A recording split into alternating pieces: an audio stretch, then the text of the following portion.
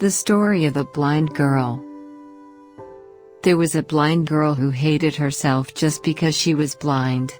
She hated everyone, except her loving boyfriend. He was always there for her. She said that if she could only see the world, she would marry her boyfriend. One day, someone donated a pair of eyes to her and then she could see everything, including her boyfriend. Her boyfriend asked her, "Now that you can see the world, will you marry me?" The girl was shocked when she saw that her boyfriend was blind too, and refused to marry him. Her boyfriend walked away in tears and later wrote a letter to her saying, "Just take care of my eyes, dear." This is how human brain changes when the status changed. Only few remember what life was before, and who's always been there even in the most painful situations. If you like this story, then for more videos, please like, share and subscribe to our channel.